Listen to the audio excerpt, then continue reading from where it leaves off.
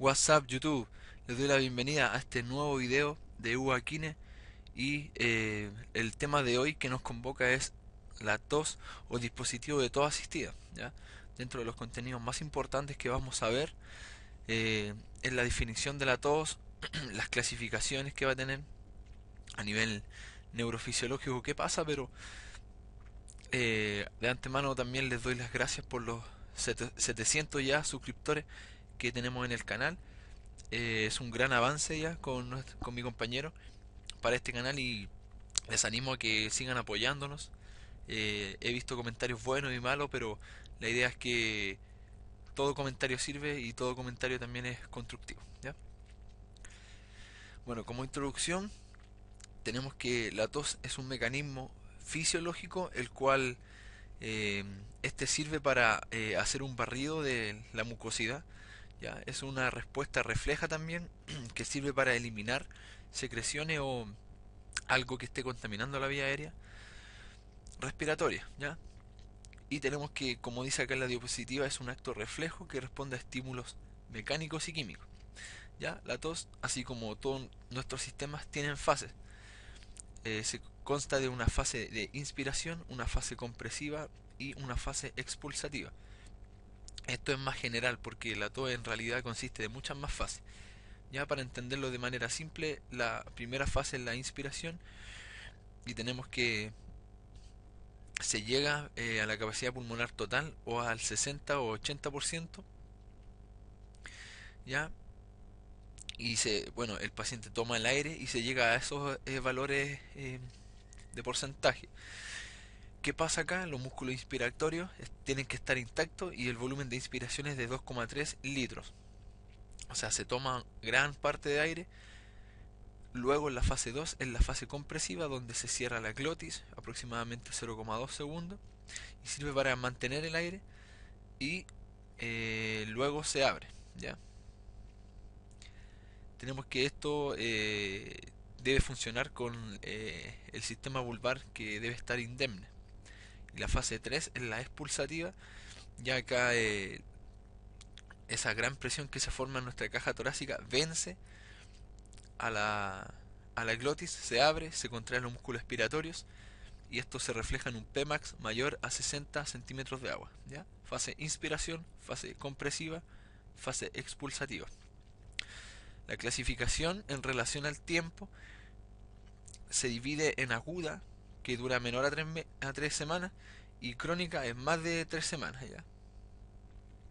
La aguda tenemos que esta tos puede ser por infecciones virales del tracto respiratorio o vía aérea superior o alta, como por ejemplo, dice abajo, resfrío común, sinusitis aguda, rinitis, medioambiental, etcétera. Y la crónica, que es una tos que dura más a 3 meses, puede ser por síndrome del goteo nasal posterior o abreviado SGNP, secundario a infecciones, ¿ya? Y se da en infecciones del tracto respiratorio superior igual, ¿ya? Como por ejemplo asma, en menor medida que la bronquitis crónica, bronquiectasia, etcétera, etcétera, etcétera. Neurofisiológicamente tenemos que la tos se produce por una estimulación de algunos receptores que son de tipo sensoriales durante todo el sistema respiratorio o aéreo. ¿Ya? Tenemos que principalmente en la laringe, en la tráquea, en los bronquios extrapulmonares e intrapulmonares son donde mayores receptores tenemos. Tenemos que su aferencia o las respuestas que nosotros captamos pertenecen al nervio vago, ¿ya? El nervio vago el cual capta toda esa aferencia. Y más posteriormente el reflejo tusígeno o el reflejo de la tos está formado por la interacción de 5 elementos. Primero el receptor sensorial, luego las vías aferentes y vías eferentes, vamos 3, el centro regulador y quinto los músculos efectores. Entonces la tos está formado por 5 eh, eh, factores que conforman este sistema de reflejo de oxígeno, que son receptores sensoriales, las vías aferente y eferente a la vez, los centros reguladores y los músculos efectores que los vamos a ver. ¿Ya? Ahora, hablando de los receptores, que lo habíamos visto acá, ¿cierto? Los receptores sensoriales, ¿ya? Tenemos dos tipos. Tenemos los receptores mecánicos y químicos. Los mecánicos los tenemos principalmente en la laringe, en la tráquea y la carina. Y van disminuyendo ya a zonas más distales, como por ejemplo alveolos, etcétera. Y los químicos los tenemos principalmente en dos zonas, en laringe y en bronquios. En la tráquea ya es menos, ¿ya? Tenemos que, dice acá abajo, ambos se hacen menos sensibles al someterlos a estímulos repetitivos, adaptándose más rápidamente los mecánicos. O sea, estos son los que se adaptan mucho más rápido que los químicos, ¿ya? Luego el segundo factor que habíamos visto son las vías aferentes del reflejo de la tos, o sea, la información que entra. Los nervios aferentes que median este reflejo son provenientes del nervio vago, que no se le olvide el nervio vago, el cual media esta información. Tenemos que la información laringea aferente está dada por el nervio laringio recurrente o abreviado NLR. Este nervio vago, perdón, este nervio laringio recurrente lleva la información, ¿ya? Y inerva la laringe, ¿cierto? Y por la rama interna y externa está el nervio laringio superior o abreviado NLS, ¿ya? Primero inerva la porción subglotal y traqueal superior y la rama interna del segundo la supraglótica, o sea que el nervio laringio superior se divide en dos, en rama interna y externa. La interna inerva la porción subglotal y traqueal superior y la externa inerva la supraglótica. ¿Ya? Interna inerva todo esto, subglotal y tráquea superior, y la rama externa inerva la supraglótica. ¿Ya? Tenemos que la tos tiene un control cortical, o sea que puede ser voluntario, podemos ejecutarla o también podemos inhibirla, ¿ya? Y también las vías involucradas están poco claras actualmente. Tenemos que la información que entra conduce a una tos refleja y serían diferentes a aquellas que llevan a una voluntaria, ¿ya? Tenemos que las vías efectoras de ambas es idéntica, ¿ya? Por lo que no es posible distinguir cuál es cuál fisiológicamente, o sea, las dos llevan como la misma información, ¿ya? Ok, tenemos nuestro cuarto factor, que es el centro regulador del reflejo de la tos. Tenemos que se ubica en el tronco encéfalo, en nuestro centro regulador de la tos. Tenemos que las fibras aferentes del reflejo de tos transmiten sus impulsos a una área cercana al núcleo del tacto solitario. O sea que cuando llega nuestra información sensorial, pasa por el nervio vago y todo lo que dijimos anteriormente, luego va al centro regulador, que es el tronco encéfalo, ¿ya? Y esto, ¿qué va a pasar acá? Van a ser integrados, ¿ya? Y va a dar una respuesta coordinada del tronco encéfalo. Va a proporcionar un input polisináptico a las neuronas de segundo orden para mandar la señal o la actividad para luego darle la finalidad de producir la tos, ¿ya? O sea, manda la respuesta ya integrada para que se ejecute la tos. Entonces el centro regulador es el tronco encéfalo. Finalmente tenemos las vías eferentes, o sea, las vías motoras. Tenemos que se originan en el grupo respiratorio ventral, desde el núcleo retroambiguo hacia la musculatura inspiratoria y expiratoria a través de qué nervio, del frénico y los motores espinales. Y desde el ambiguo hacia la laringe mediante el nervio, el que habíamos visto acá, laringio recurrente, ¿ya? Tenemos que las vías eferentes vagales, o sea, el vago también envía vías eferentes, también se dirige hacia el árbol tráqueo bronquial y conducen la contracción del músculo liso, ¿ya? Es que tenemos nuestra vía aérea, ¿ok?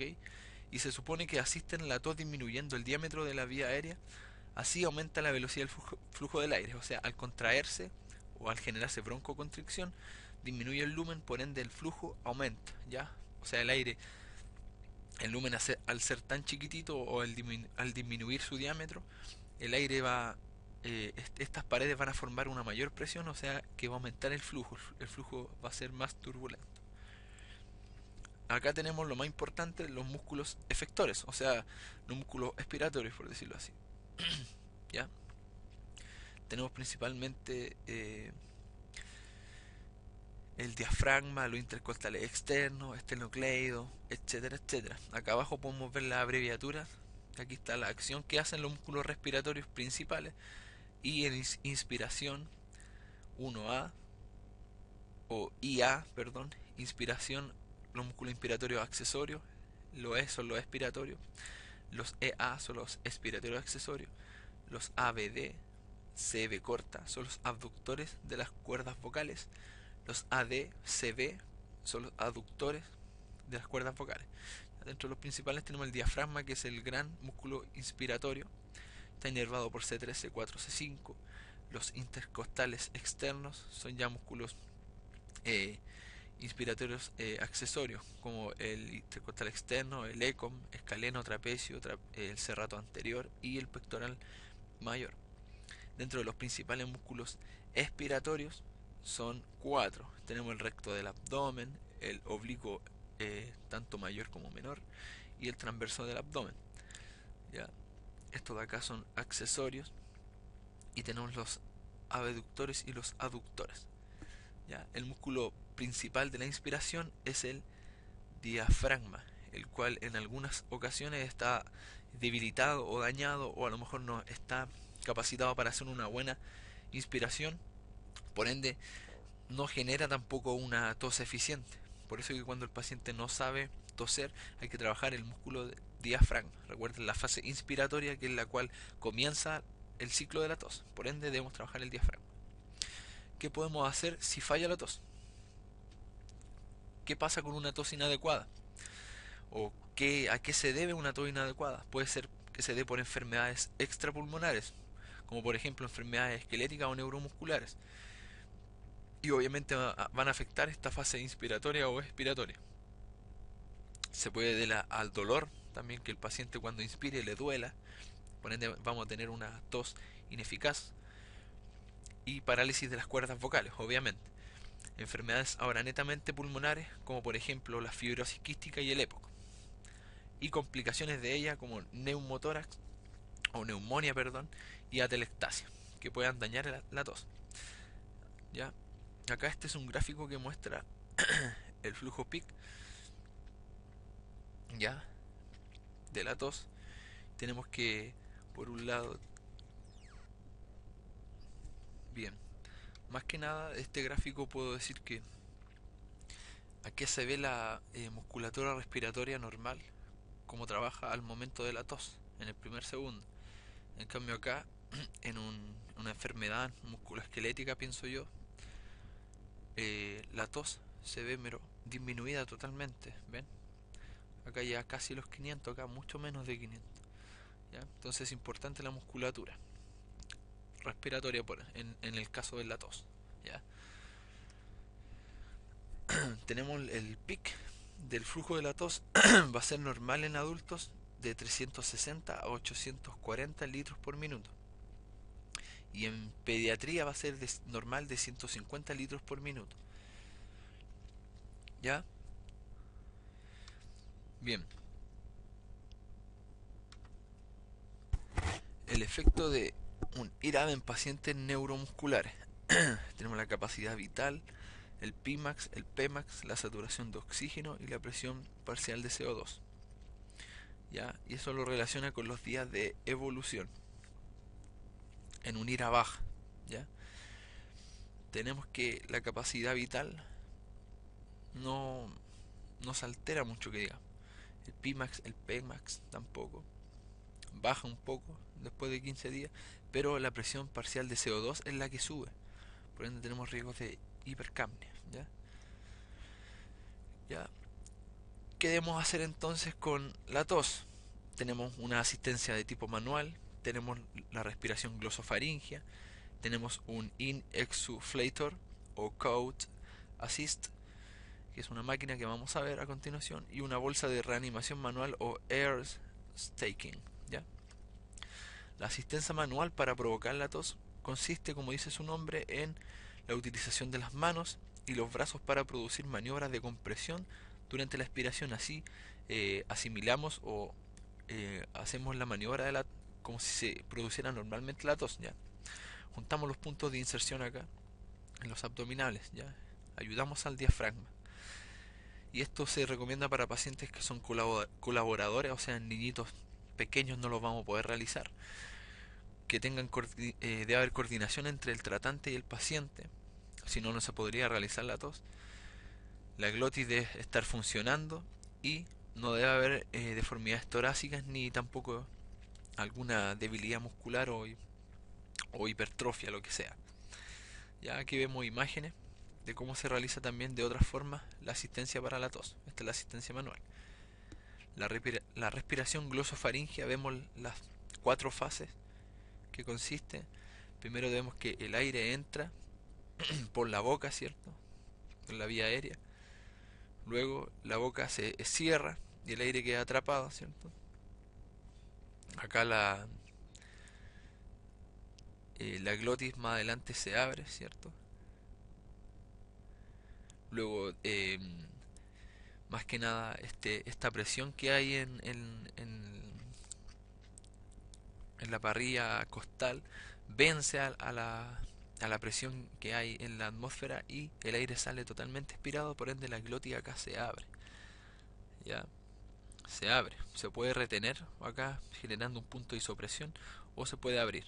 Y luego todo el ciclo se repite. ¿Ya?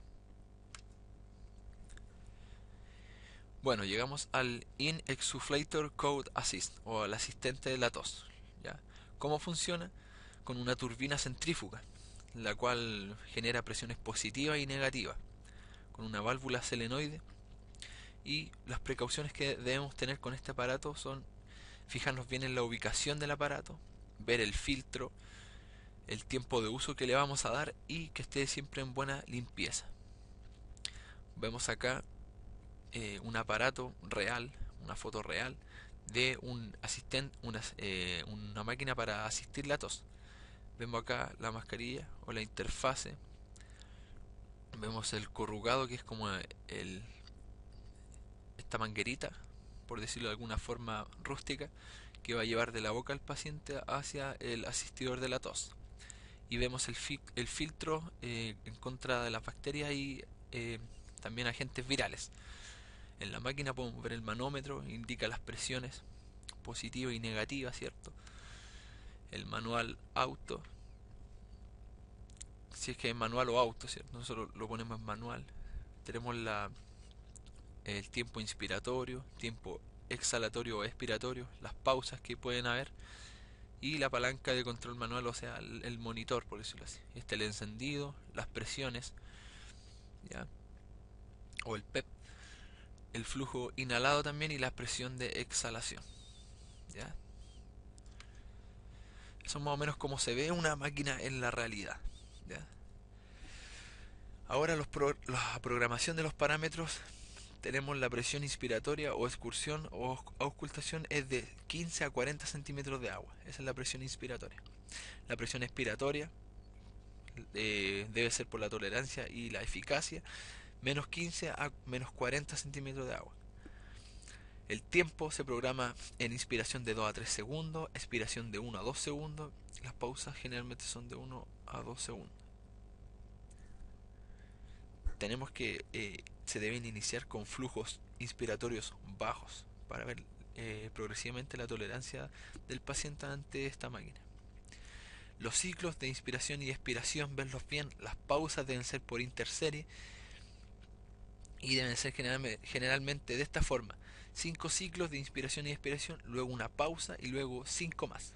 O sea, realizar esto de 3 a 5 series de 5 ciclos de inspiración y expiración. ¿Ok? Entonces, estos son los parámetros que generalmente se ponen en la máquina. Ya, este es otro aparataje que consta de una bolsa, como la vemos acá, ya, en la cual expulsa. Bueno, esto más que nada se traduce como aire comprimido, algo así, o apilado, que es la traducción del inglés al español, ya. Ya, esta bolsa se llama o bolsa de reanimación manual, ya. Bueno, este es un estudio, más o menos lo que puedo entender es que Eh, es un estudio que compara la bolsa de reanimación manual y la compresión del pecho para ver si aumenta la- el flujo peak de la tos en los pacientes con síndrome o distrofia muscular de Duchenne. Y vemos que acá se muestra la presión y por el otro lado se muestran los aparatajes. Ya tenemos acá estas dos, compresión del pecho, ya va como casi a la par que esta bolsa de reanimación manual. Y si se ocupan combinadamente, obviamente aumenta mucho más el flujo. Por ende, estas dos son muy beneficiosas, tanto la compresión o técnicas kinésicas que realice un kinesiólogo por ejemplo, y este aparataje que es la bolsa de reanimación manual. También podemos ver acá los beneficios psicológicos que tiene esta insuflación mecánica, ¿ya? Y exuflación en niños, ¿ya? Acá tenemos los otros gráficos del estudio y la fase de la tos en un grupo de estudio o en un grupo de control. El grupo de control está acá y el grupo de estudios está por acá, o los pacientes que se estudian. Y vemos que es interesante lo que se puede sacar de este estudio o de esta comparación. Dice que la tos aumentó con el mecanismo de insuflación y exuflación. O sea, ese aparatito que yo les mostré que asiste la tos aumentó las dos fases de inspiración y expiración. O sea, aumentó la tos. Miren acá. Y con el aparatito después, miren cómo aumentó significativamente. Más que en un grupo de control. Miren, estos son pacientes normales. ¿Ya? Y obviamente que estos sí son pacientes neuromusculares. ¿Ya? Comparación de técnicas que mejoran la tos. ¿Ya? En pacientes pediátricos, pacientes controles, en adultos y en pacientes adultos también. ¿Ya? Y por último, bueno, podemos ver acá también que la tos aumenta con este mecanismo de insuflación y exuflación, principalmente en pacientes con patologías neuromusculares. ¿Ya? Por ejemplo, acá tenemos la tos sin ayuda, va de 169 y el grupo control en sano de 578. Esto ayuda también este aparataje a aumentar eso. Lo todo asistido por FTP, o esta máquina que vimos, aumenta de 188. El paciente sano de 587.